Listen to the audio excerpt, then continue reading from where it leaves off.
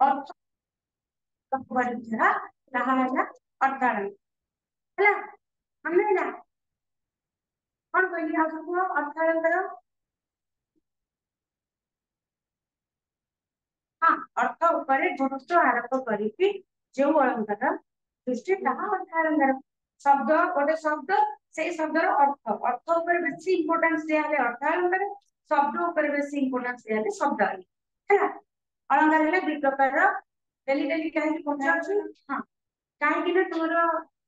এটা পরীক্ষা যদি পড়িব বাই চান্স লং কোশ্চেন পড়িব या फिर शॉर्ट क्वेश्चन पढ़ले भी देखियो ठीक क्या शब्द अलंकार केते प्रकार की कहबो केते प्रकार शब्द अलंकार कौन कौन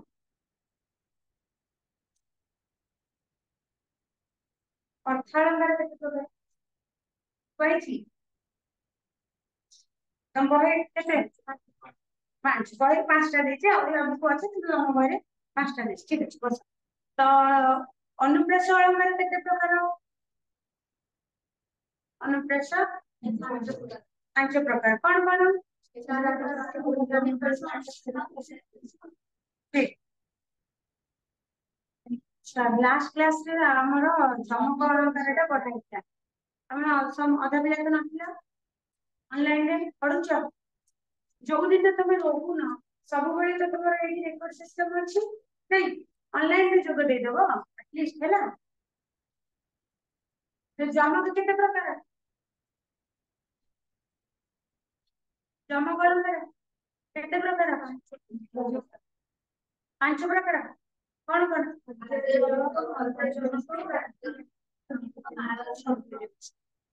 ଠିକ ଅନୁପ୍ରାସ अलंकार କାହାକୁ କୁହାଯାଏ ଅନୁପ୍ରାସ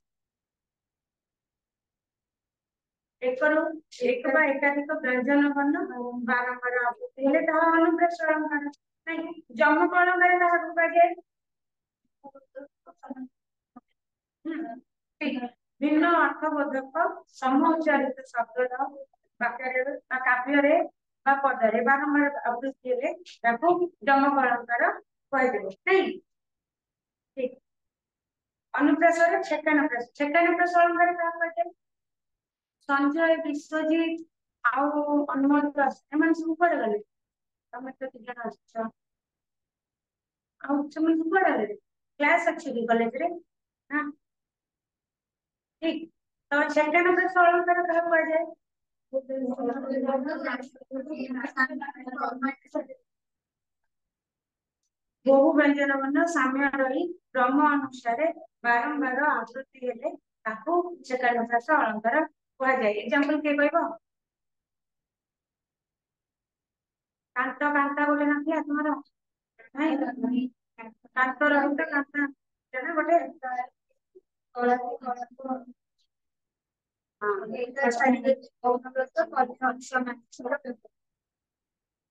ହେଲା ବୁଝି ବୁଝା ପଡୁଛି ତ अच्छा श्रुत्यानुप्रास अलंकार काहू कहे श्रुत्यानुप्रास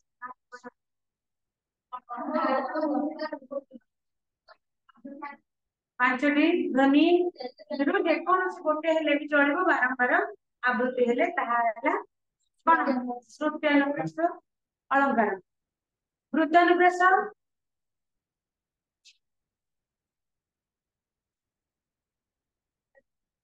हाँ पर्यायक्रमे हेउ बा न हेउ वृत्तानुप्रास अलंकार कहे हला छेकानुप्रास वृत्तानुप्रास तृतीयानुप्रास लाटानुप्रास का कहे हाँ माने गोटे शब्द गोटे अर्थर କିଛି ହବନି କିନ୍ତୁ ତାର ତାତ୍ପର୍ଯ୍ୟଗତ ପାର୍ଥକ୍ୟ ଯଦି ଥିବ ତାହେଲେ ସେଟା ଲାଟାନୁପ୍ରାସ अलंकार ଯେମିତି କି ହସ୍ତ ମହିଧର କଣ୍ଟକ ନାଇଁ ମହିଧର ଶବ୍ଦର अर्थ କଣ ପାହାଡ କିନ୍ତୁ ଦିଟା ଜାଗାରେ ଗୋଟେ ଲେଖା ହେଇଛି ହସ୍ତ ମହିଧର କଣ୍ଟକ ସେଇ ମହିଧରର ମାନେ ଆମେ ପ୍ରୋନାଉନ୍ସିଏସନ शब्द उच्चारण करूचे समान दीटा जाक महीधर उच्चारण समान एवं अर्थ मध्य समान हेले भी तफात कोन गोटे जगह रे ମହିଧର ପାହାଡଟା କଷ୍ଟ, ଆଉ ଗୋଟେ ଜାଗାରେ ତାର ପାହାଡର ପଥ ଗୁଡିକ ମଧ୍ୟ କଷ୍ଟ, କଣ୍ଟକ ପଥ। ତେଣୁ ତାତ୍ପର୍ଯ୍ୟଗତ ପାର୍ଥକ୍ୟ ଏଥିରେ ରହୁଛି। ସେଟା ହେଲା ଲାକ୍ଷାନୁପ୍ରାସ ଅଳଙ୍କାର। କ୍ଲିୟର? ଆଉ କଣ ରହିଲା? ଅନ୍ତ୍ୟାନୁପ୍ରାସ ଅଳଙ୍କାର। କିଏ କହିବ ଅନ୍ତ୍ୟାନୁପ୍ରାସ ଅଳଙ୍କାରର ସଂଜ୍ଞା? କିଏ କହିବ? 1 2 ନେକ୍ସଟ। ଆଉ କିଏ କହିବ? ତମକୁ ପଢିନ କିରେ? ଆସିଥିଲ ପରା, ଆସିଥିଲ ପରା। ମୁଁ ତ ସବୁ କ୍ଲାସ ଏଇଟା ଲାଷ୍ଟ 3ଟା କ୍ଲାସ ହେଲାଣି ମୁଁ ଡିସ୍କସନ କରୁଛି ଏଇ ଗ୍ରାମାର ଗୁଡାକ ନାଇଁ। ଅନ୍ତ୍ୟାନୁପ୍ରାସ ଆଜି କହୁଛି, ଆର କ୍ଲାସ ରେ ପୁଣି ପଚାରିବି ଯେମିତି ସମସ୍ତଙ୍କୁ ଆସେ। ଅନ୍ତ୍ୟାନୁପ୍ରାସ ହେଲା ସର୍ବଜ ପାଦର ଅଷ୍ଟ ବ୍ୟଞ୍ଜନ ବର୍ଣ୍ଣ ଏବଂ ଉପାନ୍ତ ଦୁଇଟାର ସମତା ଥିଲେ ତାକୁ ଆମେ କଣ କହିବା? ଆଚ୍ଛା ମତେ କହିଲେ ଉପାନ୍ତ କଣ? ଗୋଟେ ପାଦର ଅନ୍ତ ବ୍ୟଞ୍ଜନ ବର୍ଣ୍ଣ ଅର୍ଥାତ୍ ସେଇ ପାଦର ଲାଷ୍ଟ ପୁରା ଶେଷ ବ୍ୟଞ୍ଜନ ବର୍ଣ୍ଣ ନାଇଁ। ଉପାନ୍ତ କଣ? ସେଇ ଯୋଉ ଆଦ୍ୟର ପ୍ରାନ୍ତ ବା ଅନ୍ତ ବ୍ୟଞ୍ଜନ ବର୍ଣ୍ଣର ପୂର୍ବବର୍ତ୍ତୀ ଏବଂ ପରବର୍ତ୍ତୀ ସ୍ୱର ବର୍ଣ୍ଣକୁ ଆମେ ଉପାନ୍ତ ବୋଲି କହିବା ନାଇଁ। ଠିକ। ତାପରେ ପଢେଇଥିଲି ଯମକ ଅଳଙ୍କାର। ଯମକ ଅଳଙ୍କାର କାହାକୁ କୁହାଯାଏ? ଭିନ୍ନ ସମଚାରିତ ଶବ୍ଦ ବାରମ୍ବାର ଆବୃତ୍ତି ହେଲେ ତାକୁ ଆମେ ଯମକ ଅଳଙ୍କାର ବୋଲି କହିବା। ପ୍ରଥମତଃ ଆଦ୍ୟ ଯମକ, ଆଦ୍ୟ ଯମକ କାହାକୁ କୁହାଯାଏ? କେବଳ ଯମକ ଅଳଙ୍କାର ସଂଜ୍ଞା ଟା ମନେ ରଖିବ। ଆଦ୍ୟ ମାନେ ଆରମ୍ଭରେ, ମଧ୍ୟ ହେଲା ମଝିରେ, ଅନ୍ତ ହେଲା ଶେଷରେ, ତାପରେ ମାଳ ମାଳ ହେଲା ବାରମ୍ବାର। ମାନେ ଗୋଟିଏ ଜାଗା ଗୋଟେ ପାଦରେ 2ଟା 3ଟା 4ଟା ଏମିତି ବ୍ୟବହାର ହେଇଥିବ ଭିନ୍ନ ଅର୍ଥବୋଧକ ଶବ୍ଦ ଗୁଡିକ, ଯୋଉଟା କି ଉଚ୍ଚାରଣ ସମାନ ଥିବ କିନ୍ତୁ ଅର୍ଥ ଅଲଗା ଅଲଗା ଥିବ। ଯେମିତି ଆମର ନଳିନୀ ନଳିନୀ, ଦେଖରେ ନଳିନୀ ନଳିନୀ ନଳିନୀର ଗୀତ ଗୋଟେ ନାଇଁ। ଚିଲିକା କାବ୍ୟର, ରାଧାନାଥ ରାୟଙ୍କର ଚିଲିକା କାବ୍ୟର ଭ୍ରମନ୍ତି ଭ୍ରମରେ ଭ୍ରମର ଭ୍ରମରରେ ସବିତ, ସେଇଟା ଯୋଉ ଅଛି ତାପରେ କଣ ନଳିନୀ ନଳିନୀ ନଳିନୀ 3ଟା ନଳିନୀର ବ୍ୟବହାର କରାଯାଇଛି। ଉଚ୍ଚାରଣ ଦୃଷ୍ଟିରୁ 3ଟା ଯାକ ସମାନ କିନ୍ତୁ ଅର୍ଥ ଦୃଷ୍ଟିରୁ 3ଟା ଯାକ ଅଲଗା ଅଲଗା। ଗୋଟେରେ ନାରୀକୁ ବୁଝାଯାଉଛି, ଗୋଟେ ପଦ୍ମକୁ ବୁଝାଯାଉଛି, ଆଉ ଗୋଟେ ପୁଷ୍କରିଣୀକୁ ବୁଝାଯାଉଛି। ସେମିତି ଭ୍ରମନ୍ତି ଭ୍ରମରେ ଭ୍ରମର ଭ୍ରମରରେ ଭ୍ରମିତ, ସେ ଯୋଉ ଭ୍ରମର ଶବ୍ଦ ସିଏ ମଧ୍ୟ ଅଲଗା ଅଲଗା ଅର୍ଥରେ ବ୍ୟବହାର କରାଯାଇଛି ନାଇଁ। ସେ ହେଲା ତୁମର କଣ ମାଳ ମାଳ ଜମକ। ଆଉ କଣ ଅଛି ଗୋଟେ ସର୍ବଜମକ। ସର୍ବଜମକ କଣ? ସବୁ ସ୍ଥାନରେ ପାଦର ଉପରେ ମାନେ ଯେତେଟା ପାଦ ସେତେଟା ସମାନ। ଯଦି ଗୋଟେ ଗୋଟେ ପଦରେ 2ଟା ପାଦ ଥାଉଛି କିମ୍ବା 4ଟା ପାଦ ଅଛି, 4ଟା ଯାକ ଧାଡି ପୁରା ସମାନ ଲେଖାଯିବ, କିଛି ଏପଟ ସେପଟ ହେଇନଥିବ। କିନ୍ତୁ ତା ଭିତରେ ଅର୍ଥ କିନ୍ତୁ ସବୁ ଅଲଗା ଅଲଗା ନାଇଁ। ମାନେ ଅଛି ଆଜି ପଢା ହବ କଣ ଶେଷ ପଢେଇବା।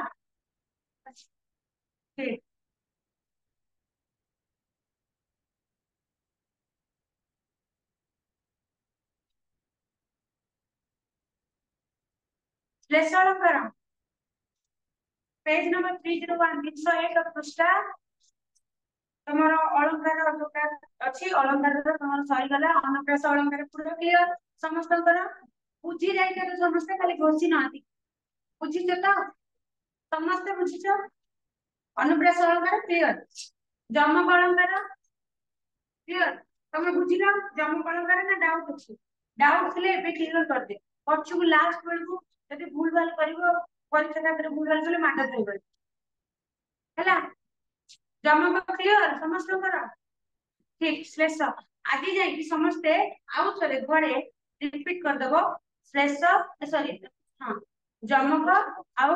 अनुप्रास सब जक अलंकार रिपीट करबो। जोटा डाउट अछि आर क्लास रे मते पचारे की क्लियर होइजबो। ओके ठीक। तो श्लेष अलंकार रे पद मध्यरे उच्चारित गोटिए शब्द एकाधिक अर्थरे प्रयोग करले श्लेष अलंकार कहले। श्लेष अलंकार बा श्लेष अलंकार तो कौन सेटा कौन सेटा पद भितरे जेकोसी गोटे पदरे ता मझिरे उच्चारित गोटे शब्द जेकोसी शब्दटे हो ताकू जोटा हम उच्चारण करू उच्चारित गोटे शब्द एकाधिक अर्थरे जदि व्यवहार कराजिवो ताहले ताकू श्लेष अलंकार कुहाଯାଏ। शब्द गोटे अर्थ किंतु थिबो अलग अलग एकाधिक अर्थरे प्रयोग कराजिवो। एहा पुणी से जो श्लेष अलंकार टी केते प्रकार तीन प्रकार गोटे हला अभंग गोटे हला सभंग आ गोटे हला भंगावली। एरा मने पूरा आराम से रहिबो अभंग सभंग भंगावली। हां ठीक तो अभंग प्रथम आगु मने रखो श्लेष कोन तापर जे जो अभंग को जिवो ठीक श्लेष कोन गोटे पद मध्ये उच्चारित गोटे शब्द एकाधिक अर्थरे जदि प्रयोग करा गला एक रु अधिक अर्थ तार थिबो सेही पर्टिकुलर शब्दर एक रु अधिक अलग अलग अर्थ थिबो ताकू श्लेष कहबा। श्लेष हला तीन प्रकार अभंग सभंग भंगाभंग। प्रथमे हम पढिबा अभंग अलंकार कोन अभंग श्लेष खाली अभंग अलंकार न अभंग श्लेष अलंकार कोन जेउठारे शब्द को न भांगी भिन्न भिन्न अर्थ करे गोटे शब्द को भांगीबा दरकार नहीं भांगीबार आवश्यकता नहीं किंतु न भांगी से शब्दटीर अलग अलग अर्थ यदि बाहर करी होउथिबो ताहले सेटा कोन अभंग अभंग अर्थात सेटा को हमें भांगीबा आवश्यक नहीं सभंग भांगीबा आवश्यक अछि भांगीबा दरकार। तेणु अभंगर गोटे उदाहरण होची मंदाक्षरी काहा मुखକୁ चाहिबु नाही ध्यान रे तापरा रसिबु अबा नाही। विदग्ध चिंतामणि अनुष्ठान सामंत सिंगारकर एठारे मंदाक्षर शब्दटीर व्यवहार करा जायछि तार अर्थ तो बही लेखा मध्ये अछि। मंदाक्षर अर्थ हला लज्जा आउ मंदाक्षर अर्थ मध्ये संकुचित नेत्र माने संकुचित नेत्र कोन आखिटा एंती करबा ना तमे जन को देखुछ तार उदारता टाको न देखि गोटे गोटे जिनसटा को बड़ नजर देखबा भल नजर देखबा आ गोटे संकुचित मनोभाव रे देखबा संकुचित आखिरे देखबा अर्थात गोटे लोक गोटे छोट ड्रेस टे पिंधिची ताको किछि लोक कहउजंदी सुंदर देखा जाउची आ किछि लोक कहउजंदी कोन गोटे छोटे ड्रेस टे पिंधिची ए जे छोटे ड्रेस टे पिंधिची माने जा आखि देखा जाउची तार मनोभावटा संकुचित तो सेठी मध्ये संकुचित नेत्रर व्यवहार करा जाय परिबो। आ गोटे संकुचित अर्थ हला आखिटा प्रसारित संकुचित कोन संकुचित हला जेमति बंद हला बळे कुछि प्रसारित हला आखिटा बड़ बड़ करी खोला रखिबो कि जे कोनोसी जिंस हो संकुचित प्रसारित तो पढिथिबो साइंस रे पढिथिबो एटा संकोचन प्रसारण नहीं पढि प्रसारित माने पूरा खेले हे रहबो संकुचित हला कम ने रहबो। तो एठी जोटा लेखा है मंदाक्षरे काहा मुखतु चाहिबु नहीं गोटे हला मंदाक्षरे अर्थात लज्जा रे का मुह चाहिबुनी गोटे तीटा अर्थरे तमे नै परिबो जेमति कि तमे का मुह लज्जा रे चाहिबुनी तुमको लाज लागुची कि तमे का मुह चाहि पारुनो या फिर संकुचित नेत्र तम आखिटी छोट हो जाई छिबा तमर नेत्रटी अति संकुचित ता पई कि तमे काहाको चाहि पारुनो ध्यान तापरा रस्सी बुआबा काई ध्यान हला ध्यान आ गोटे ध्यान रे हला धी आन रे धी हला धी शक्ति बा बुद्धि आन हला अन्यर बुद्धि रे हला अन्य बुद्धि रे तेणु धी आन शब्दटी एठी मध्ये दुईटा अर्थ रे व्यवहार करा गला। शब्द आमे दार प्रथम रे कोन पढिथिले डेफिनेशन ले संज्ञा रे पढिथिले जे गोटिए शब्द एकाधिक अर्थ रे प्रयोग जदि होउथिबो गोटे शब्द एठी कोन हैला ध्यानटा गोटिए शब्द नहीं ध्यान ध्यान जो लिखा जायछि गद्य रे लिखा जायछि ध्यान तो सेडा शब्दटा गोटिए किंतु आमे ताकू दीटा अर्थ रे एक रु अधिक अर्थ रे प्रयोग करि पारि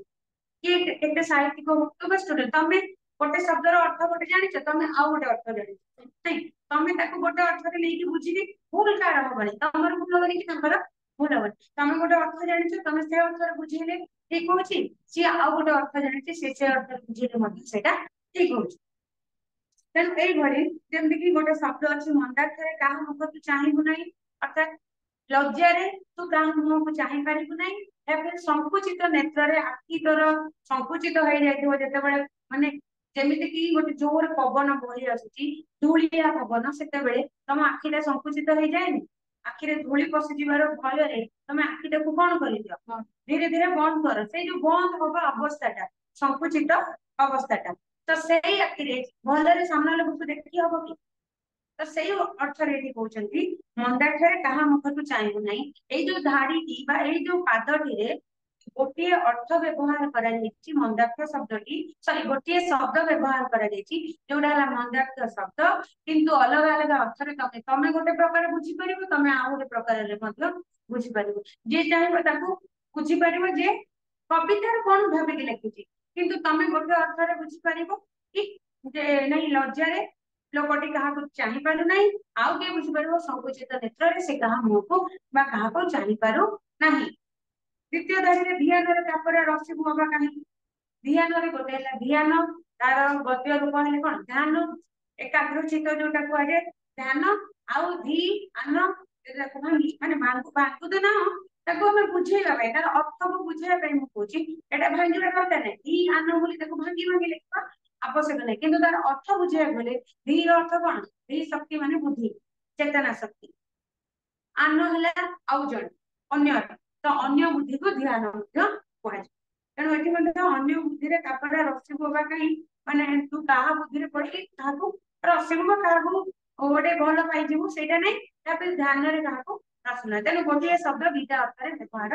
प्रयोग करागला हेले एठारे प्रथम पादरे मंदाक्ष और द्वितीय पादरे ध्यान शब्द अभंग भाबे दुईटी अर्थ प्रयोग कला भंगा होला शब्द को आमे भांगिले कि अभंग पढुचे आमे ना अभंग अर्थात आमे भांगिवा नाही ताहले आमे एई जो शब्दटी ध्यान शब्द को भांगी के व्यवहार कले कि भांगिले ध्यान ध्यान ध्यान ध्यान सेटा गद्य रूप पद्य रूप सेटा भंगा गलानी से कहबो धी आन बा ध्यान आ ध्यान दीटा अक्षर तीनटा अक्षर कले सेटा भंगा गलानी सेटा भंगा गला नाही काहे कि ना सेटा गद्य रूप पद्य रूप तो सेत्रे भांगे आउ गोटे कोन अछि मंदाक्ष मंदाक्ष शब्दटीर अर्थ आमे अलग अलग प्रयोग कले किंतु शब्दटी को भांगिले कि भांगिले ना तेणु अभंग अलंकार अभंग शेष अलंकार रे आमे गोटे अर्थ को न भांगी की तार अलग गोटे शब्द को न भांगी की तार अलग अलग अर्थ रे प्रयोग करि परिबो क्लियर ताहले सबंग कोन जो शब्द को भांगी भिन्न भिन्न अर्थ करा जाए सेठारे सबंग शेष अलंकार हुए गोटे शब्द को तमे भांगी अलग अलग अर्थ रे व्यवहार करि परिबो उदाहरण मधुकर पद अनंत से जे पद्माकरर मंडनता सजे एटा प्रबंध पूर्णचंद्र कवि यदुमणि आसी लेखारू मधुकर मधुकर होचंती विष्णु विष्णुकर पाद अनंत अनंत नाग जो शेष नाग अनंत नाग सेजरे थिला बेले पद्माकर पद्माकर जदि तमे पद्माकर किंतु एडी भांगी दवा जदि पद्मा और कर करर मध्ये गोटे अर्थ अछि ना नहीं अछि कर माने हाथ पद्म कररे जहार पद्माकर ये लक्ष्मी को हाथ रे पद्म अछि नहीं लक्ष्मी हाथ रे पद्म धरि ना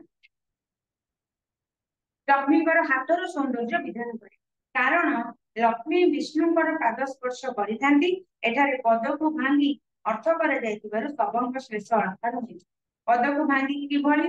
मधुकर पद अनंत से जे पद्माकरर मंडनता सजे अच्छा गोटे शब्द प्रथम तो शब्द है मधु मधुकर है विष्णुकर पाद है अनंत सॉरी मधुकर पद पद अनंत से जे अनंत सेज माने कोन अनंत है नाग अनंत नाग तार सेजरे सोइचंती विष्णु पद्माकर मंडनता सर्वे पद्माकर है लक्ष्मी किंतु हम भांगीबो केमिति भांगी के व्यवहार करे छी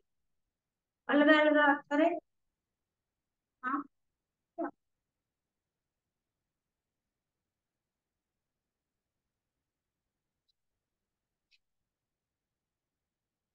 के कहबो एटा केमिति बुझी भंगा है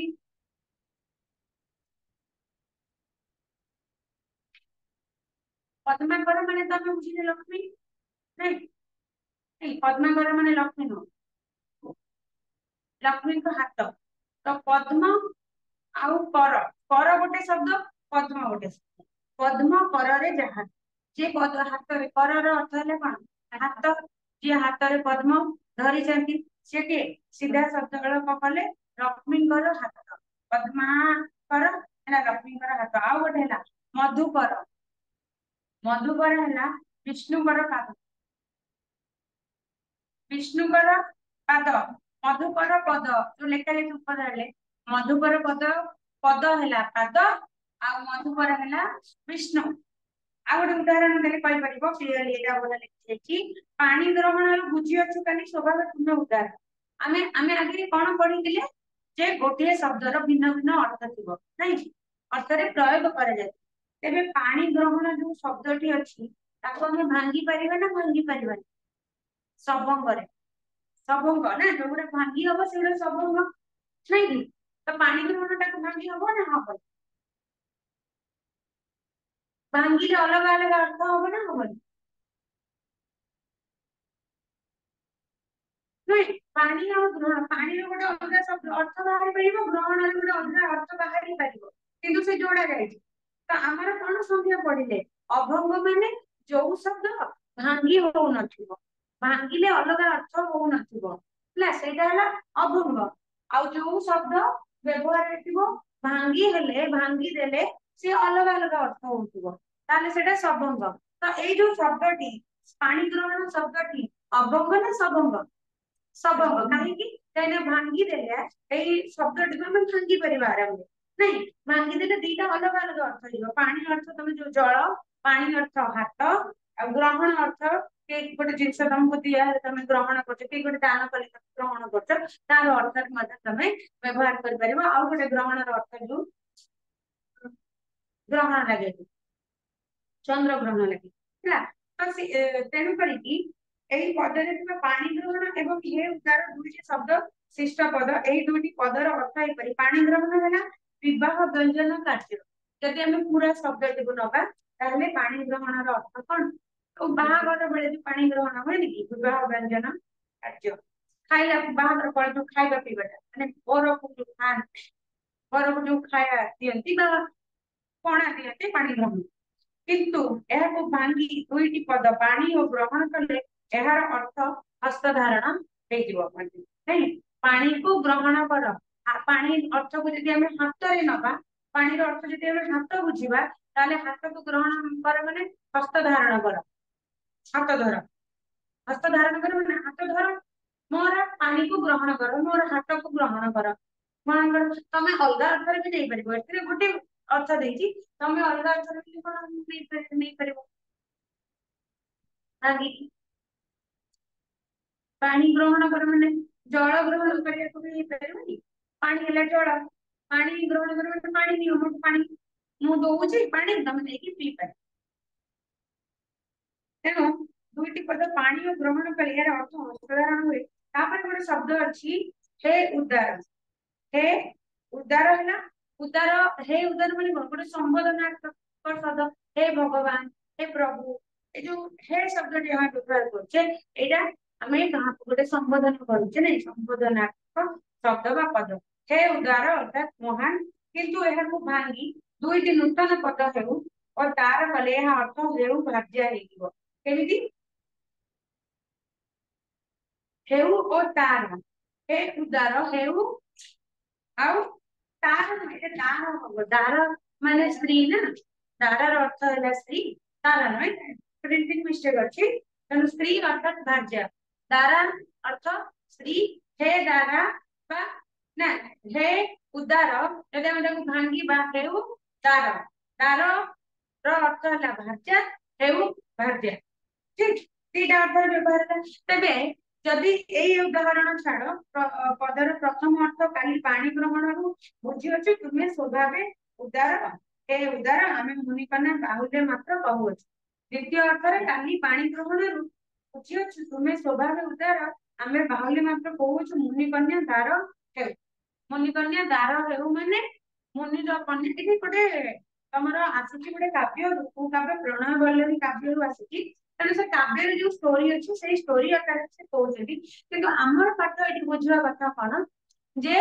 आमे जो अभंग सबंग पढिचे तो अभंग सबंग एठी केमति बुझिबो प्रथम तो आमे श्रेष्ठरे जानिले जे गोटे शब्दटीए व्यवहार करा जाउथो किंतु तार अर्थ अलग अलग बापरे तमे बुझी पारथो बा से अलग अर्थ रे मध्ये व्यवहार करि पारथो अलग अर्थ तमे प्रयोग करि पारथो ये तो बड़ा श्रेष्ठ सब अभंग कोन भंगा होलथो तबे जेउ शब्दटी न भांगिकी अलग अलग अर्थरे प्रयोग कर ताहा हैला सभंग अभंग आ जेउटा भांगिकी अलग तमे जेमति कहूची गोटे शब्द आमे प्रथम अभंग रे पढिथिले कोन मंदार्थ बा ध्यान एगुडा जदि आमे भांगिबा मंदार्थ गोटे शब्द ताकू जदि तमे भांगिबो ताले कोन हबो भांगी हबो भांगिले कोन शब्द हबो किछि अर्थ बाहरिबो मंदा क्ष खाली क्ष रे कोन अर्थ अछि अच्छी दीटार अर्थ अलग अलग बाहर किछिटा शब्द थाए बहुत सारा शब्द आमर साहित्य ओडिया अभिधान रे केते गुडे शब्द थाए जो शब्द को जदि हमें भांगी दबा ताहले तार किछि अर्थ बाहरिबो नाही आउरी बहुत गुडे शब्द अछि जो शब्द को हमें भांगी देले दीटा भिन्न भिन्न अर्थ मध्य हेइ जिवो अलग अलग अर्थ रे बुझियबो एवं अलग अलग अर्थ मध्य हेइ जिवो तेणु ये तो थिला अभंग आउ सभंग जदि गोटे ए दिटा उदाहरण छाडी किछि अलगा उदाहरण थिबो ताले बाहर करि पारिबो कोडा अभंग कोडा सभंग देखो गोटे उदाहरण एटा कि कहलो पानी ग्रहण से भले आउ गोटे शब्द कहलो जोटा को भांगी देले अलगा अलगा अर्थ रे व्यवहार करा हे जे प्रयोग करा जाय पथुरो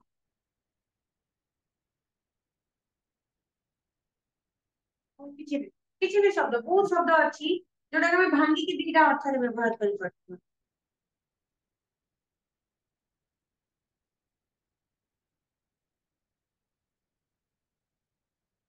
मन को आसुनी किछि के प्रेशर देले आसीबो प्रेशर दिया आसीबो किछि शब्द को भूल हेले किछि असुविधा नहीं किंतु एटलीस्ट गोटे साहस करी गोटे शब्दटा तो कहबो मु कहूची तमे सभंग रखो हैला जोटाकू आमे भागिले अर्थ बाहर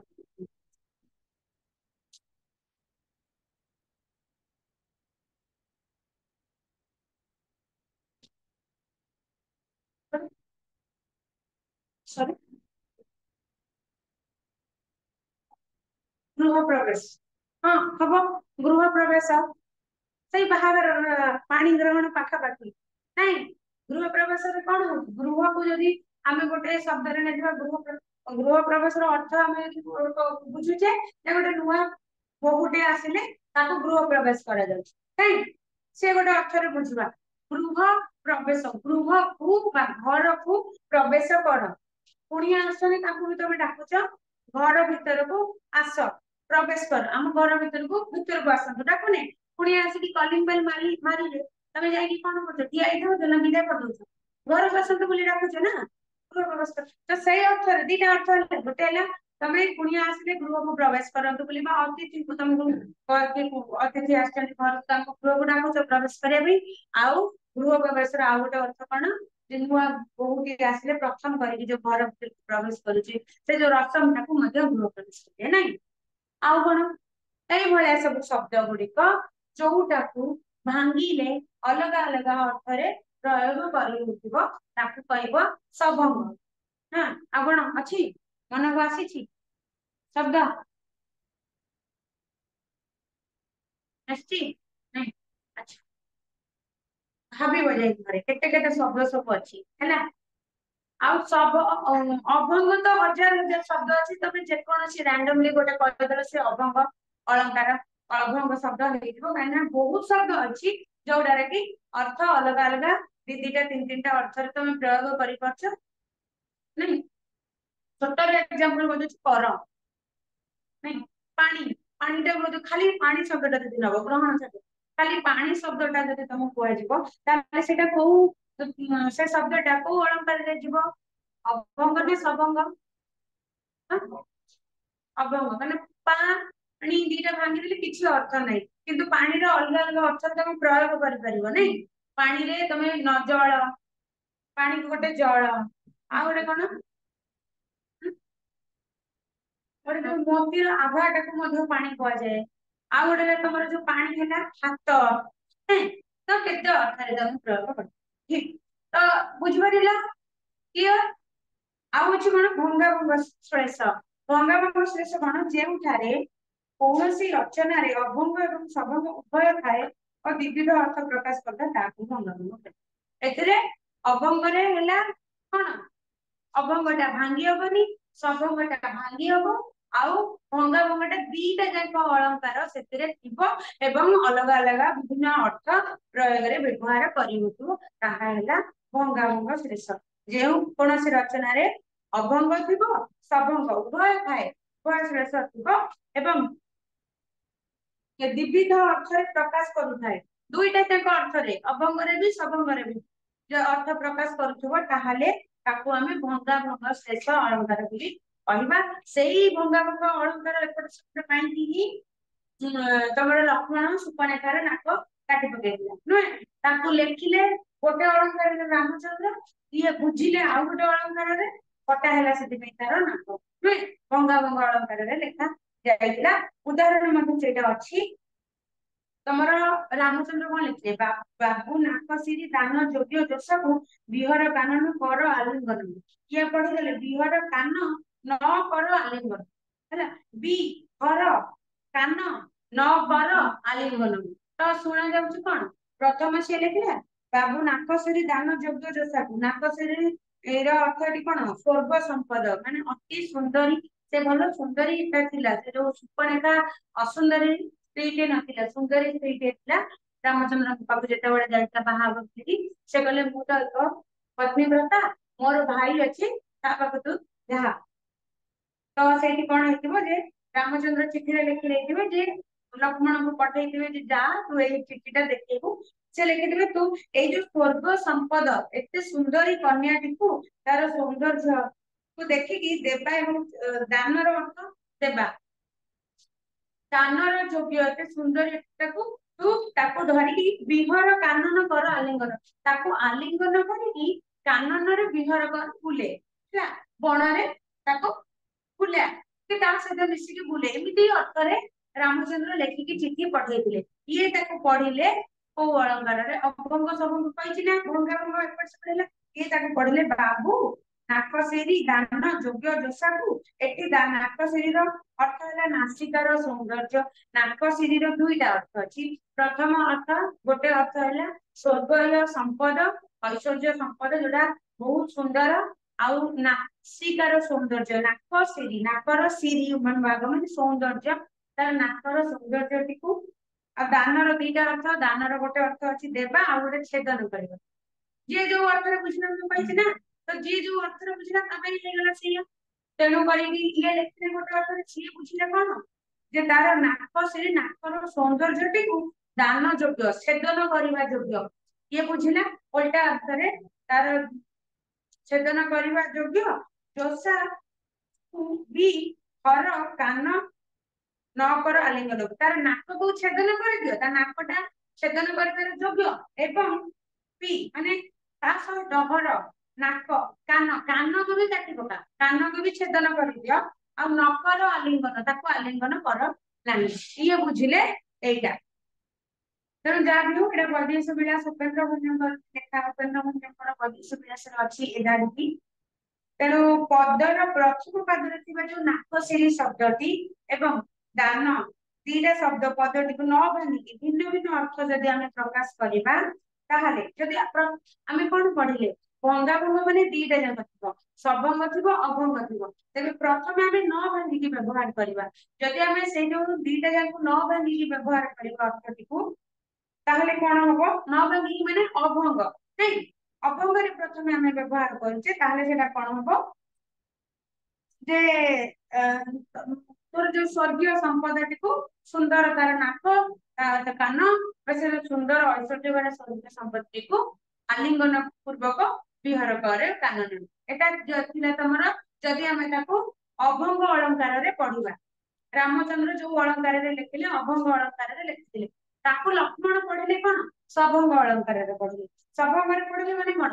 ଭାଙ୍ଗିବନି, ପଦକୁ ସଭଙ୍ଗ ସରି ଭାଙ୍ଗିବ, ଅଭଙ୍ଗ ଟା ଭାଙ୍ଗିବନି, ତେଣୁ ପଢିଲେ କଣ ପଦକୁ ନ ଭାଙ୍ଗି ଯଦି ଦୁଇଟି ଅର୍ଥ ପ୍ରକାଶ କରିଥିବାରେ ଏହା ଅଭଙ୍ଗ ଶ୍ଳେଷ କେମିତି ହେଲା, କହିଲି ଦିଟା ଅର୍ଥରେ ବ୍ୟବହାର କରନ୍ତି, ଗୋଟେ ହେଲା ନାକ ସିରିର ଦିଟା ଅର୍ଥ ସ୍ୱର୍ଗୀୟ ସମ୍ପଦ, ଆଉ ଗୋଟେ ହେଲା ନାକର ନାସିକାର ସୌନ୍ଦର୍ଯ୍ୟ।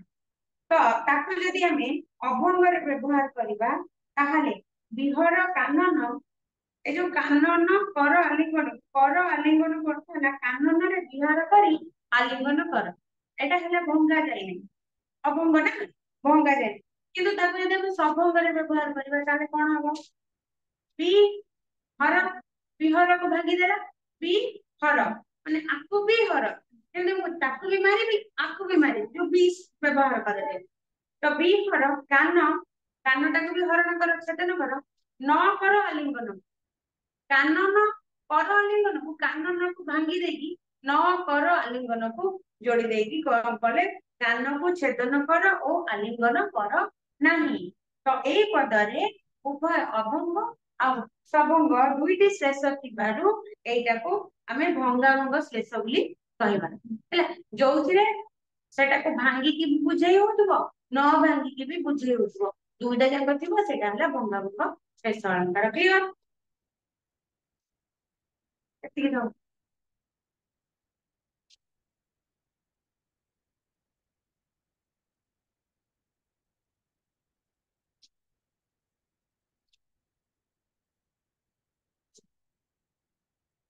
ମେଡିକାଲ କଲେଜ କେତେ ବାଟ ଥିଲା? ଆର କ୍ଲାସ ରେ ଯେତିକି ଗ୍ରାମର ପଢା ହେଲା ସବୁ ପଚାରିବେ, ଆଉ ଜଣେ ଜଣେ କରି ଠିଆ ହେଇକି କହିବ, ତେଣୁ କରିକି ସେଇଭଳିଆ ପଢିକି ଆସିଥିବ। ଠିକ, ଫାଷ୍ଟ ପେଜ ସରିଛି। ତେଣୁ ମାରି ଅଡୁଆ ଡାକ୍ତରୀ ଛାତ୍ର ମାନେ ଏଇଟା ସରିଛି, ପୁରା ଦମରେ ସଜାସଜି ପାଇଁ ଲାଗି ପଡିଲେ। ଦୁଇ ଜଣ ଚାଲିଗଲେ ନିମନ୍ତ୍ରଣ କରିବାର, ଯୋଉ ସାହିତ୍ୟିକର ପେଟକୁ ବେମାରୀ, ପେଟ ବେମାରୀ ଥିବ ସେଇଭଳି ସାହିତ୍ୟିକକୁ ବାଛିବା ପାଇଁ ଏମାନଙ୍କର ଉଦ୍ଦେଶ୍ୟ ରହିଲା। ନାଇଁ ମନେ ଅଛି ତ ମେଡିକାଲ କଲେଜ ବିଷୟ ଗୁଡାକ, ଏ ବିଷୟଟା ମନେ ଅଛି ତ ଯୋଉ ଭଳିଆ କଥା? ତ ମେଡିକାଲ କଲେଜରେ ଥରେ ମେହେର କିଏ, କୋଉ ମେହେରଙ୍କ ବିଷୟରେ କୁହାଯାଇଛି? ଗଙ୍ଗାଧର ଜୟନ୍ତୀ ପାଳନ କରାଯାଉଛି। ତେଣୁ ଏମାନେ ଗଲେ ଯେତେବେଳେ ଜୟନ୍ତୀଟା ପାଳନ କରିବେ, ନିହାତି ଭାବରେ ଗୋଟେ ଉଚ୍ଚ କୋଟିର ସାହିତ୍ୟିକ ର ଆବଶ୍ୟକତା ଅଛି ମଞ୍ଚ ଉପରେ ବସିବା ପାଇଁ। ତେଣୁ କରିକି ସେମାନେ ସାହିତ୍ୟିକକୁ ଯଦି ଖୋଜିବେ, ଗୋଟେ ଭଲ ସାହିତ୍ୟିକ ଖାଲିଟାରେ ମେଡିକାଲ କାହିଁକି ଆସିବ? ଆସିବନି। ତେଣୁ କରି କଣ ହେଲା, ସେମାନେ ଭାବିଲେ କି ଗୋଟେ ପେଟକୁ ମରା ସାହିତ୍ୟିକକୁ ଆଣିବା, ସେ ନିହାତି ଭାବରେ ଆସିବ। ତାପରେ ଜଣେ ଥିଲେ କହିଲା ସାହିତ୍ୟିକଙ୍କର ସାଧାରଣତଃ ପେଟ ବେମାରୀ ଥାଏ, ତେଣୁ ଆମେ ଖୋଜିବାକୁ ଦି ଜଣ ଡାକ୍ତର ଚାଲିଗଲେ ସାହିତ୍ୟିକଙ୍କୁ ଖୋଜିବାକୁ। ସେତିକି ବାଟ ଥିଲା ନାଇଁ, ଟାଇମ ଆଡେ ଆଡେ ପୁଣି ଘର ସଜା ହେବ, ଆଉ ସମୟ ନାହିଁ। ତେଣୁ ଯେତେବେଳେ ବି ଯେକୌଣସି ଗୋଟେ ଫଙ୍କସନ ହେଲା କିମ୍ବା ଯେକୌଣସି ଜୟନ୍ତୀ ସମାରୋହ ଯାହା, ପ୍ରଥମେ କଣ ହୁଏ? କ୍ଲାସ ରୁମ ହେଲେ କ୍ଲାସ ରୁମ ସଜାସଜି, ଘର ହେଲେ ଘର ସଜାସଜି। ନାଇଁ ତମେ ଯେତେବେଳେ ସବୁ ପୂଜା ପର୍ବାଣ କରୁଛ, ଡେକୋରେସନ କରୁନ? ଜାତୀୟ ପତାକା ଲଗେଇଛ, ବେଲୁନ ଲଗେଇଛ, ଲାଇଟ ଫାଇଟ ଲଗଉଛ, ସବୁ ସୁନ୍ଦର ସୁନ୍ଦର ଫୁଲ ବନେଇକି ଲଗଉଛ। ତ ଯେକୌଣସି ଜାଗାରେ ଯଦି ଗୋଟେ କିଛି ଫଙ୍କସନ ହେଲା, ତା ପୂର୍ବରୁ ଘର ସଜାସଜି ଡେକୋରେସନ ଲୋକ ଲାଗି ପଡନ୍ତି। ଏଠି ତ ମେଡିକାଲ ଟା, ମେଡିକାଲରେ ଡେକୋରେସନ, ପୁଣି ମେଡିକାଲ ମାନେ ଡାକ୍ତର ମାନଙ୍କର ଯାହା ବୁଦ୍ଧି, ସାହିତ୍ୟ ଉପରେ ତ ତାଙ୍କର କିଛି ବୁଦ୍ଧି ନାହିଁ। ତେଣୁ କଣ କରନ୍ତି, ଘର ସଜାଡିବାକୁ ସମୟ ନାହିଁ, କମ ସମୟ ଅଛି, ସେ କଣ କଲେ, ଅଧ୍ୟାପନା କୋଠରୀ ବା ଲେକ୍ଚର ହଲର ଫାଟକ ଦୁଇ ପାଖରେ ଯୋଡାଏ କଙ୍କାଳ ବା ସ୍କେଲିଟନ ଠିଆ କରାଗଲା। ତାଙ୍କର ସବୁ ସାଜସଜ୍ଜାର ପଦ୍ଧତି ହେଲା ଏଇଆ। ତାଙ୍କର ସେତିକି ବୁଦ୍ଧି, ସେ ତାଙ୍କର ମେଡିକାଲ ବୁଦ୍ଧିରେ ଲଗେଇଲେ। ଡାକ୍ତରୀ ଜିନିଷ ଯାହା ସେଇଥିରେ କାମ କରିବେ ନା, ଥୋଡି ସେ ଜାଣିଛନ୍ତି ଯେ କୋଉଥିରେ ସଜାସଜି। ତେଣୁ ଘର ପଛ ହେଲା ଗୋଟେ ଅଧ୍ୟାପନା କୋଠରୀ, ଯୋଉ ଲେକ୍ଚର ହଲ ଗୋଟେ ଗୋଟେ ଥାଏ ଲମ୍ବା ଲମ୍ବା କନଫରେନ୍ସ ହଲ ଭଳିଆ, ବଡ ବଡ ରୁମ ଥାଏ, ଆମର ତାକୁ କଣ କହନ୍ତି? କଣ? ହଁ ସେମିନାର ହଲ, ସେମିନାର ହଲ ଯୋଉ କହନ୍ତି। ତ ସେଇ ଗୋଟେ ଲେକ୍ଚରର ହଲ ବା ସେମିନାର ହଲ ଗୋଟେ ବଛା ହେଲା, ଯୋଉଥିରେ କାହିଁକି କହିଲ, ସେଟା ବିରାଟ ବଡ ବଡ ଲମ୍ବା ଲମ୍ବା ଉଚ୍ଚା ଟିକେ ଥାଏ, ପାହାଚ ପାହାଚ ହେଇକି ସୁନ୍ଦର ଭାବରେ ସଜା ହେଇଥାଏ। ମାନେ ଭଲ ଗୋଟେ ସଭା ଆୟୋଜନ ପାଇଁ ଗୋଟେ ଭଲ ପରିବେଶଟିଏ। ତେଣୁ ସେଇଟା ବଛା ହେଲା। ଏବଂ ଖାଲି କଣ ଘର ବାଛିଦେଲେ ହବ କି, ପୁଣି ସାଜସଜା କରିବ ନା ନାହିଁ, ତମେ ପୁଣି ଗେଟରେ ସବୁ ଲଗଉନ, ୱେଲକମ ପାଇଁ ଲଗଉଛ। ତେଣୁ ସିଏ କଣ କଲେ,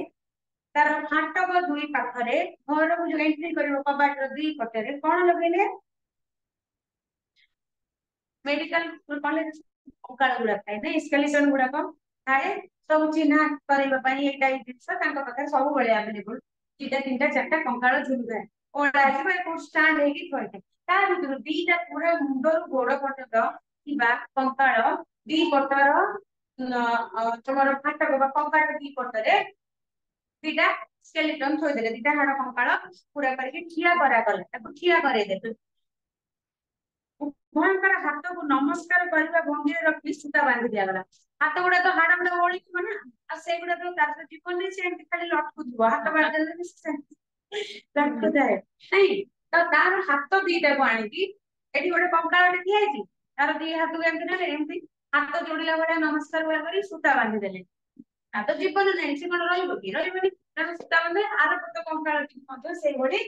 ହାତ ଯୋଡି ଦେଇକି ସୂତା ବାନ୍ଧିଦେଲେ। ଇମାଜିନ କର କେମିତି ଦୃଶ୍ୟଟା, ତାହେଲେ ଯାଇକି ମଜା ଆସିବ ନା। ମାନେ ଲାଗୁଥିବ ଏମିତି ଏମିତି ଜିନିଷଟା ଦେଖାଯାଉଛି, ତାହେଲେ ଯାଇକି ମଜା ଆସିବ। ତ ସୂତା ବାନ୍ଧେ, ତାପରେ କଣ କଲେ, ମୁଣ୍ଡ ଉପରକୁ ଦୁଇଟା ଜାନୁ ହାଡ ଛକି ପକାଇ ତା ଆଗକୁ ଗୋଟିଏ ମୁଣ୍ଡ ହାଡ ବା ସ୍କଲ ରଖାଗଲା। ତେବେ ଦି ପଟେ ରହିଲେ ଦିଟା ସ୍କେଲିଟନ, ସିଏ ରହିଲେ ହାତ ଯୋଡିକି ସୂତା ବନ୍ଧା। ଉପରକୁ କଣ ରଖିବେ, ଆମେ କିନ୍ତୁ ତୋରଣ କରୁ, ଦିପଟେ ଦିଟା ଖମ୍ବ ବାନ୍ଧୁ, ଉପରେ ଯୋଉ ତୋରଣ, ସେଠି କଣ ରଖିବେ, ଦିଟା ଜାନୁ ହାଡ। ଜାନୁ କଣ, ଜଙ୍ଘ, ଜଙ୍ଘର ହାଡ ଯୋଉ ମୋଟା ମୋଟା ଟିକେ ତମେ ଯୋଉ ଆମର କଣ କାଲା ଜାଦୁରେ ଦେଖିଥିବ, ଏମତି ଏମତି ଏମତି ଗୋଟେ ହାଡ, ଏମତି ଗୋଟେ ଏଠି ଏଠି ଗୋଟେ ଖପୁରି, ସେଇ ଚିତ୍ରଟା ଇମାଜିନ କର, ସେଇଭଳିଆ ଚିତ୍ର ଗୋଟେ କାଲା ଜାଦୁରେ ଭିତରେ ଦିଟା ହାଡକୁ ଛକି ପକେଇ ଏଠି ଗୋଟେ ଖପୁରିଟେ ଥୋଇଦେଇଥିବେ। ସେଇଭଳିଆ ଉପର ଜାଗାରେ ଜାନୁ ହାଡ ଦିଟାକୁ ଛକି ପକେଇଦେଲେ, ତା ଆଗକୁ ଗୋଟେ ମୁଣ୍ଡ ହାଡ ବା ଗୋଟେ ଖପୁରିଟେ ସ୍କଲଟେ ଉପରେ ଥୁଆ ରଖାଗଲା। ତା ତଳକୁ ଲେଖାଗଲା ସ୍ଵାଗତମ, ଆଉ ତା ତଳକୁ ଲେଖି ପକେଇଲେ ସ୍ଵାଗତମ ବୋଲି। ବଢିଆ ହେଇଗଲା। ମାନେ ସାଜସଜ୍ଜା ମାନେ ଏଠି ପାଖରେ ଠିଆ ହୋଇ ଦେଖୁଥିବା କେତେକ ବାହାର ଲୋକ ଗୁଣୁ ଗୁଣୁ ହୋଇ କହୁଛନ୍ତି, ଅଳକାଇ ସେ ଜନ୍ମ ଘରକୁ ସ୍ଵାଗତ କରୁଛନ୍ତି, କୋଉ ବୋକଡ ଜାଣୁ ଜାଣୁ ତା ଭିତରକୁ ପଶିବ, ଅବଶ୍ୟ ତାଙ୍କ କଥା କାହାକୁ ଶୁଭିବ। ତ ଏଇଭଳିଆ ଯୋଉ ଗୋଟେ ଅବିସ୍ମରଣୀୟ ଦୃଶ୍ୟ ଦେଖିକି, ଦିଟା ଗୋଟେ ସ୍କେଲିଟନ ଦିଟା ଥୋଇ ଦେଇଛନ୍ତି, କଙ୍କାଳ ଦିଟା ହାଡ ଦିଟା, ତମେ ପଶିବ ସେମିତି ଜାଗାରେ ଗୋଟେ ସଜା ହେଇଥିବ, ଲୋକ ଡାକିବେ ତମକୁ ଆସ, ଇନଭିଟେସନ ଦିଆହେଇଛି ତମକୁ, ତା ଭିତରେ ବସିବା ପାଇଁ, ଯିବ ଭିତରକୁ ପଶିବ, ପଶିବନି। ତେଣୁକରି ସେଇଠି ଯୋଉ ସାଧାରଣ ଲୋକମାନେ ଯୋଉମାନେ ଦେଖୁଥିଲେ ଏଇ ସାଜସଜ୍ଜାକୁ, ରାଗିକି ତାଙ୍କର ଯୋଉ ଅଳପେଶ ଶବ୍ଦଟା ତାଙ୍କର ଗୋଟେ ଗାଳି କରିବାର ଗୋଟେ ଭାଷା, ଗୋଟେ ପ୍ରକାର ଅଳ୍ପ ଆୟୁଷ, ମାନେ ତାକୁ ଜଲ୍ଦି ମରିଯିବା ବା ଅଳ୍ପ ଆୟୁଷ, ସେଇଟାକୁ ସେ ତାକୁ ଏମିତିରେ କୁହନ୍ତି ଅଳପେଶ। ଜନ୍ମ ଘରକୁ ସ୍ଵାଗତ କରୁଛୁ, ମରିବା ପାଇଁ ନା କଣ ତାକୁ ତା ଭିତରକୁ ଜନ୍ମ ଘରକୁ ସ୍ଵାଗତ କରୁଛନ୍ତି। କୋଉ ବୋକଡ, ବୋକଡ ହେଲା ବୋକା, କୋଉ ବୋକା ବୁଧୁ ଜାଣୁ ଜାଣୁ ତା ଭିତରକୁ ଯିବ। ଯୋଉ କଥାବାର୍ତ୍ତା ହଉଥିଲେ ଅବଶ୍ୟ ସେ କଥାଟା ସମସ୍ତଙ୍କୁ ଭଲ ଭାବରେ ଶୁଣା ଯାଉ ନଥିଲା। ତେବେ ଇଏ ତ ଗଲା ତାଙ୍କର ପାଚେରୀ, ମାନେ ଗେଟ୍ ର ଦୃଶ୍ୟ, ଯେ ଗେଷ୍ଟ ଆସିବ ସେଇ ଭିତର ଦେଇକି ଆସିବ। ପୁଣି ଘର ଭିତରଟା ତ ପୁଣି ସଜା ହବ ନା, ଖାଲି ତ ଗେଟ୍ ସଜେଇ ଦେଲେ ହବନି, ଭିତରଟା ସଜା ହବ। ଏବେ ଭିତରଟା କେମିତି ସଜା ହବ, ରକ୍ତ କଣିକାର ବଡ ବଡ ରଙ୍ଗୀନ କାନ୍ଥ ଛବି ସବୁ ଚାରିପାଖେ ମରା ହବ। ତମର ଦେଖିବ ମେଡିକାଲରେ ବା କୋଉ କ୍ଲିନିକରେ ରକ୍ତ କଣିକା ଟିକେ ଥାଏ, ଏଇଭଳିଆ ଏଇଭଳିଆ ଥାଏ ରକ୍ତ କଣିକା ଚିତ୍ର। ସେ ସବୁ ଏମିତି ଲମ୍ବା ମାରିକି ହେଇଥିବ, ତାପରେ ସେ ରକ୍ତ କଣିକା ଗୁଡା ବହି ଆସୁଥିବ। ରକ୍ତ ତ ପାଣିଆ, କିନ୍ତୁ ରକ୍ତ କଣିକା ଯୋଉଟା ଥାଏ ସେ ଚକଲେଟ ଭଳିଆ ତମ ନାଇଁ କଣ ଗୋଟେ ଚକଲେଟ ଆସିକି ଟିକେ ଖାଲୁଆ ହେଇଥାଏ, ସେଇଭଳି ଟାଇପ ହେଲା। ଆଲପେନଲିବେ, ହଁ ଆଲପେନଲିବେ ଚକଲେଟ, ଆଲପେନଲିବେ ଖାଇଛେ ସମସ୍ତେ। ଆଲପେନଲିବେ ଚକଲେଟ ଟା ଗୋଲ, ତା ଆଗଟା ଟିକେ ଖାଲୁଆ, ହଁ ସେଇଭଳିଆ ରେଡ ରେଡ ଯୋଉଟା ସେଟା ରେଡ ବ୍ଲଡ କଣିକା ବା ରେଡ ବ୍ଲଡ ସେଲ, ଆଉ ଗୋଟେ ହ୍ୱାଇଟ ହ୍ୱାଇଟ ଥାଏ, ହ୍ୱାଇଟ ହେଲା ଆରବିସି, ଆଉ ଗୋଟେ କଣ ତ ସେଇଗୁଡାକ ତାଙ୍କର ସବୁ ପୋଷ୍ଟର ଅଛି। ତମେ ଯେମିତି ସରସ୍ଵତୀ ମାଙ୍କର, ଅବଦୁଲ କଲାମଙ୍କର, ଏଠି ସେ ପୁଅଟା ବ୍ୟାଗ ପକେଇଛି, ସବୁ ପୋଷ୍ଟର ମାରିଛି, ଏଇଟା ଏକ୍ସିବିସନ ଜାଗା ବୋଲି ସେଇଭଳିଆ ପୋଷ୍ଟର ମାରିଛ। କିନ୍ତୁ ମେଡିକାଲରେ କଣ ଏଇଭଳିଆ ପୋଷ୍ଟର ମାରନ୍ତି, ମେଡିକାଲ କ୍ଲିନିକ ସେଠି ସବୁ ତାଙ୍କର ଏ ଯୋଉ ବ୍ଲଡ ରକ୍ତ, ତାଙ୍କର ହାଡ, ଏ ସବୁର ଚିତ୍ର ପୋଷ୍ଟର କରେ, ସେଇଗୁଡାକ ସବୁ କାନ୍ଥ ଚାରିପଟ ଲଗେଇଦେବେ। କଣ କଣ ବଡ କାନ୍ଥ ଛବିରେ ରକ୍ତ କଣିକାର ଚିତ୍ର ଗୁଡିକ ମାରିଦେବେ। ନାଲି ନେଳି ପରି ସେଗୁଡିକ ବଡ ସୁନ୍ଦର ଦେଖାଗଲା। ଏଟା ଗୋଟେ ସବୁ କଲରଫୁଲ ହେଇ ରକ୍ତ କଣିକା, ତାପରେ ତାଙ୍କର ଯୋଉ ବାକି ଜିନିଷ ଗୁଡାକ କଲରଫୁଲ ଚିତ୍ର ନଥାଏ, ସେ ସବୁ ମାରିଦେଲେ ନାଲି ନେଳି ହେଇକି ଭାରି ସୁନ୍ଦର ଦେଖା। ମେହେରଙ୍କର ଛବିକୁ ରଖିବା ଲାଗି ଗୋଟେ ଭଲ ଟେବୁଲ ଦରକାର ପଡିବ। छविटा रखिब तादेहरे फुलमाଳ दब संबर्धना तो जणैब ना तांकर जयंती तो टेबुल टे दरकार तांका पाखरे तो हम एजुकेशन हॉल भले भल भल टेबुल नहीं अच्छी तांका पाखे तांका सिस्टम टेबल तेणु कौन है संगे संगे ऑपरेशन कोठरी गोटे चकचकिया टेबुल आसला ऑपरेशन टेबुल जो टेबल ऑपरेशन करा हुए कटाकटी हुए सही टेबल गोटे चकचकिया टेबल टे आसिला तापर दुई गज गज कना चिरी बिछाला गज कना गुड़ी दी गज एते गोटे गज कना आनी कि से जो टेबल ऊपर साइज करके बिछाई देले हम जेमति ना वेलवेट कपड़ा पकोचे या फिर सब डिजाइन रो बुणी की जो अंत ऊपर पकोचे टेबल क्लॉथ पकोचे तो सी तो तांको पाखे से पुरा नाही से कोन कले गज कना गुडी आनी बढ़िया रे सुंदर भाव रे बिछाई दे ता ऊपरे हाड़ जोड़ा दंडा बा स्टिक धीरा होई धीरा दिया होई मेहर पर गोटे छवि गला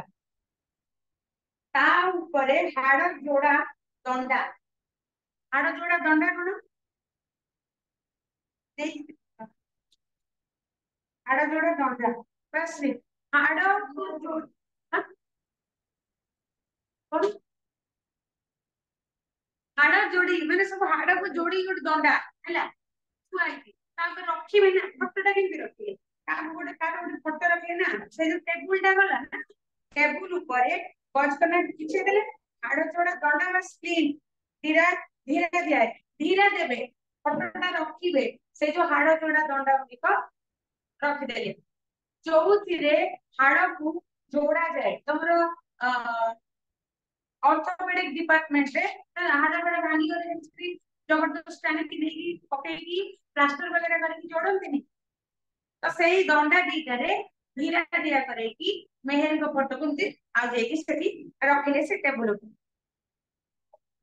सभापति गोटे भल पुणी ये तो टेबुल सजाई टेबुल ऊपर मेहर को फोटो रहा पुणी जी बसिब मंचाधीन हम से जो सभापति जनक तो गोटे चेयर दरकार ना से बसिब तो गोटे चौकी दरकार दांत भंगा घर दांत भंगा चौकीटा आनी थोड़े जो चौकी रे तुम जो दांत डेंटिस्ट पाक जाऊच दांत भांगा तुम्हें गोटे स्पाइडर भाया शई पड़छ दांत से चेयर गोटे टाणी आनले से बसले सभापति जे जो साहित्यिकटा आसी बाहर सभापति से साहित्यिक जनक बस तापर टेबुल ऊपर फुलदानी थुआला परी गुण सहिता होइतबा केते गुडाए काचर बम आनी रखदेले तेणु तांको पाखरे एक्सपेरिमेंट करिया पे जो बिकर गुडा थाए काच बम थाए तारे सब भ्रूण गुडी को रखितानी तमरो जो तार मला छुआटे छुआ टाइम पूर्व जन्म हो जाए कि से जो परीक्षा निरीक्षा एक्सपेरिमेंट करबा पई जो भ्रूण गुडा आर्टिफिशियल तैयारी करथानी से गुडा सब रखा जाए तो विभिन्न नाली नेली सॉरी जो मांसला आवरण गुड़िक पिकर थुआ न था परीक्षा निरीक्षा कर तो से गुड़िक मला भ्रूण आनिकिना छोट छोट शिशु जो माने कि जन्म होइनथिबे अंग कंप्लीट हेइ नथिबो किंतु ताको परीक्षा निरीक्षा करिया पे से माने पिकर रे रखि थांदी ये पाठ वाला गायनिक रो माने गायनिक डिपार्टमेंट रो सदस्य नहीं आनछे तो आनिकी ताको बम रे काच बम रे रखि दैछथि फूलदानी जेमिति सुआई थाए सेई भଳି सजेकी थोई दैछथि सजासजी सरिछि कि नहीं दुई जन छात्र विकृत मुख विशिष्ट हो पेट को दुई हाथ रे चिपि धरुवा जन साहित्य को फेरी आसे ए सब हो गेला सजासजी मुख सजासजी जेमिति सरिछि दी जन छात्र जो जाइथिले गोटे साहित्यिक को नहीं कि आनिया पे से गोटे साहित्यिक को धरि कि आसीचंदी सत से किभଳି देखा जाय विकृत मुख विशिष्टता मुहंदी माने कष्ट हो जेटा पेट पेट काटुछि ना कोन तेणु करी जेतेबेले गोटे मनुष्य कष्ट होता मुहंडा केमि देखा जेते सुंदर हेतिले भी ता मुहंडा अति विकृत देखा जाय कष्ट बेलार एक्सप्रेशन टा केते विकृत देखा जाय तो सही भली विशिष्ट पेट को दी हाथ रे चिपिकी धरिछि पेट काटुछि लोकटीर ता पेट को धरिछि से आसिले ताको से डाक्टर जन टेकी नहीं आसिले एडे चंचल जने साहित्यिक मिल जिवार कारण मुझे मुझे जना गला से दुई जन छात्र साहित्यिक खोजी जाऊ जाऊ डाक्तरखाना फाटक पाखरे तांको रिक्शा रे बसी पेट चिपि धरि मुह को निशाड़ी आसबार देखि तो जेतेबेले बोली एते शीघ्र कोन गले साहित्यिक को धरि आसिले ना बाहर वाला ना डाक्तरखाना गोटे आसुची गोटे साहित्यिक पेट धरिछि ता पेट काटुछि मुहको से छाड़ी मतलब कष्ट हो तार एक्सप्रेशन जेभला से बड़ी मुहटा करके आसुथिबार देखिले ताको धरी पड़े आसुथि ଆଉ ସହର ଭିତରକୁ ଯିବା ଦରକାର ପଡିଲାନି ଯିବା ଦରକାର ନାହିଁ ସାହିତ୍ୟ ଦରକାର ନିଜେ ନିଜେ ଆସିଛି ପେଟକୁ ଧରିକି ତେଣୁ ଦୈବ ଅନୁକୂଳ ହେଲେ ସିନା ଏମିତି ଖାଳେଇ ଭିତରେ ମାଛ ଆସି ଛାଏଁ ଛାଏଁ ବସିଯାଏ ଖାଳେଇ ଆଉ ଥର କହିଛି ମାଛ ଧରିବା ପାଇଁ ଯୋଉ ବ୍ୟବହାର କରାଯାଏ ଗୋଟେ ପେଟରେ ବୁଣା ଯାଇଥିବ ମାଛ ଧରିବା ପାଇଁ ବ୍ୟବହାର କରାଯାଏ ତେଣୁକରି ଯଦି ମାନେ ଭଗବାନ ଦୈବ ସାଥ ଦେଇଥିବେ ମାନେ କଣ ଭଗବାନ ଯଦି ସାଥ ଦେଇଥିବେ ତାହେଲେ ଭିତରେ ମାଛ ଆପେ ଆପେ ପଶିଯାଏ ଅର୍ଥାତ୍ ଆମକୁ ଭଗବାନ ସାଥ ଦେଇଛନ୍ତି ବୋଲି ତାଙ୍କର ଖୋଜୁଥିବା ସାହିତ୍ୟିକ ଜଣକ ଆସିକି ଆପେ ଆପେ ପହଞ୍ଚି ଗଲେ ପେଟ ମାରା ପାଇଁ ଡାକ୍ତରଖାନାକୁ ଔଷଧ ନେବାକୁ ଆସୁଥିଲେ ଆବୁଡି ଗଲେ ଦୁହେଁ ତାଙ୍କ ପାଖକୁ ଯାଉଥିଲେ ବୋଲି କହି ନିମନ୍ତ୍ରଣଟା କରିଛି ତ ଏମାନେ ଧାବା ମାରିଦେଲେ ତାଙ୍କ ପାଖକୁ ଆକ୍ଚୁଆଲି ସେ ଯାଉନଥିଲେ କିନ୍ତୁ ସିଏ ଆସିଲା ଗଲା ପେଟ କାଟୁଛି ଡାକ୍ତରଖାନା ପାଖକୁ ଆସିଛି ଔଷଧ ନେବା ପାଇଁ ଡାକ୍ତରଙ୍କ ପାଖକୁ ଆସିଛି ଔଷଧ ନେବା ପାଇଁ ଠିକ ସେଇ ଏମାନେ ଫାଇଦା ମାରିବା ପାଇଁ ଷ୍ଟୁଡେଣ୍ଟ ଦି ଜଣ କହିଲେ ଆଜ୍ଞା ଆମେ ଆପଣଙ୍କ ପାଖକୁ ଯାଉଥିଲୁ ଆପଣ ପଳେଇଲେ ଟିକେ ଢାବା ମାରିକି କହିଦେବେ ସିଏ ବି ଖୁସି ତା ପେଟ ଭଲ ହେଇଯିବ ମାଗଣା ମାଗଣା ଔଷଧ ମିଳିଯିବ ତା ସହିତ ଗୋଟେ ମଞ୍ଚା ଉପରେ ବସିବ ଗୋଟେ ସଭାପତି ହବ କେତେ ଇଜ୍ଜତର କଥା ତେଣୁ ସେ ବି କଥାଟା ରଖିଲେ କାହିଁକି କଥାଟା ରଖିଲେ ଭଲ ଔଷଧ ମିଳିବ ବୋଲି ରାଜି ହେଇ ଦୁଇ ତ ସାଙ୍ଗରେ ଆସିଲେ ଭାବିଲେ ତାଙ୍କ ମଞ୍ଚରେ ଟିକେ ବସିଗଲେ ତାଙ୍କ ମଞ୍ଚ ଟା ସୁନ୍ଦର ହେଇଯିବ ମୁଁ ସଭାପତି ହେଇଯିବି ତା ସହିତ ଯେହେତୁ ମୋ ପେଟ କାଟୁଛି ଭଲ ଔଷଧ ମଧ୍ୟ ମତେ ମାଗଣା ମାଗଣାରେ ମିଳିଯିବ ଏହା କହିକି ଆସିକି ପହଞ୍ଚି ଗଲେ ଘର ଭିତରକୁ ପଶୁ ନ ପଶୁ କଙ୍କାଳ ଓ ଖପରି ମାନଙ୍କ ସ୍ୱାଗତ ଦେଖି ସାହିତ୍ୟିକ ଛାନିଆରେ ଉଠିଲେ ଯେତେବେଳେ ପଶି ଆସିଛନ୍ତି ଦେଖିଛନ୍ତି ଏଇ ଯୋଉ ସୁନ୍ଦର ସଜାସଜି ଗୁଡାକ ଦେଖିକି ପଶି ଆସିଲା ବେଳକୁ କଙ୍କାଳ ତାପରେ ଦେଖିଲା ବେଳକୁ ମୁଣ୍ଡ ଉପରେ କଣ ଥୁଆ ହେଇଛି ମୁଣ୍ଡ ଖପୁରି ହାଡ ଏସବୁ ଦେଖିକି ଏମିତିଆ ସ୍ୱାଗତ ଦେଖିକି ସାହିତ୍ୟିକ ଛାନିଆରେ ଦୌଡିକି ପଳଉଥିଲେ ହୁରୁହୁରିରେ ଛାନିଆରେ ପଳଉଥିଲେ ଡରିଲେ ମନେ ମନେ ଭାବିଲେ ଆଦ୍ୟ ପ୍ରାତରେ ବାନିଷ୍ଠ ଦର୍ଶନ ଜାତ ଯାହା ହଉ ମାନେ ଆସୁ ଆସୁ ଏଭଳିଆ ଦର୍ଶନ କଲେ ଏଭଳିଆ ଦୃଶ୍ୟ ସବୁ ମୁଁ ଦେଖିଲି ଯାହା ହଉ ଭଦ୍ରତା ଖାତିରରେ ସେ ଭାବ ଦମନ କରି ଭିତରକୁ ଗଲେ ତାପରେ ଭଦ୍ରତା ଦୃଷ୍ଟିରୁ ଆସିଛନ୍ତି ଯେହେତୁ ନିଜକୁ ଯୋଉ ମନର ଭାବ ଏଇଭଳିଆ ଭାବନା ଆସିଛି ତାକୁ ଦମନ କରି କଣ୍ଟ୍ରୋଲ କରି ସେ କଣ କଲେ ଭିତରକୁ ଗଲେ ତାପରେ ପୁଣି ଦାନ୍ତ ଉପଡା ଚୌକି ବସିଲେ କୋଉଠି ପୁଣି ଦାନ୍ତ ଉପଡା ଚୌକିରେ ବସିବେ ସିଏ ସେ ଆହୁରି ଭୟ ଏ ଚୌକି ସହ ଆଗରୁ ସେ ପରିଚିତ ଥିଲେ ଥରେ କେବେ ଦାନ୍ତ ଖରାପ ହେଇଛି ସେ ଚୌକିରେ ଆସିକି ବସିକି ତାଙ୍କ ଦାନ୍ତ କୁକୁଡା ହେଇକି ସେ ଜାଣିଛନ୍ତି ଏଟା ଦାନ୍ତ ଉପୁଡା ଚୌକି ଅଲକ୍ଷରେ ତାଙ୍କ ଜୀବଟା ସବୁ ଦାନ୍ତ ମୂଳ ଠିକ ଅଛି କି ନା ତାଙ୍କ ପରୀକ୍ଷା କରିଥିଲା ତାପରେ କଣ ହେଲା ଯେତେବେଳେ ସେ ଦେଖିଲେ ଦାନ୍ତ ଉଠା ଚୌକିରେ ଆସିକି ବସିଛନ୍ତି ଅଲକ୍ଷରେ ଅନ୍ୟମନସ୍କତା ବଶତଃ ହେଉ ମଧ୍ୟ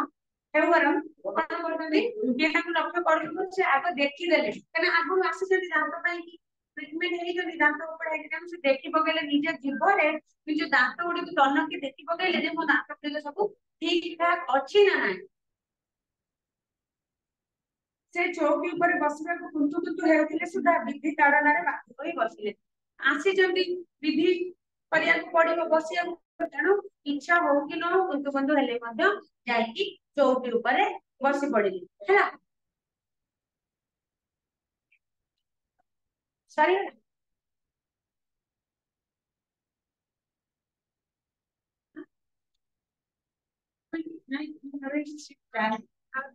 ଆଚ୍ଛା ହଉ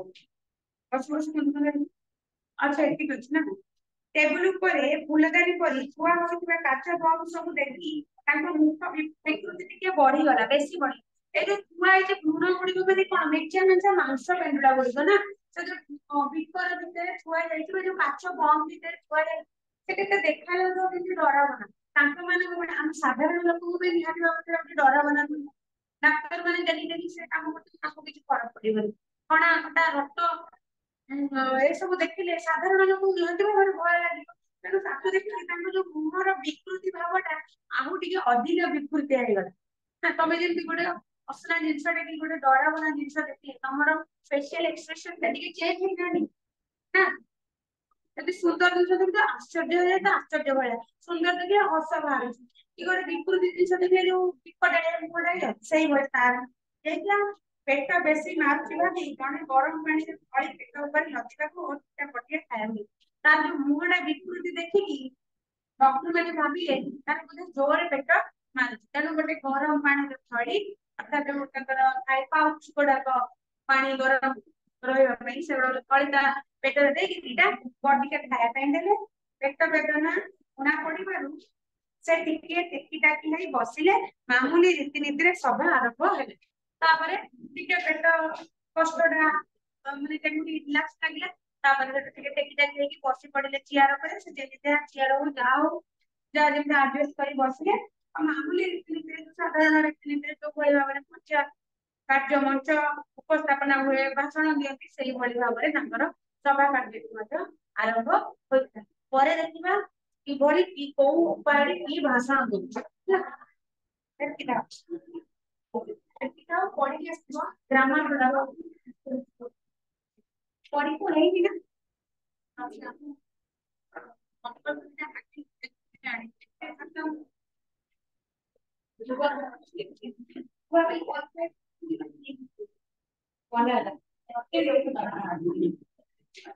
କେବେ ହବ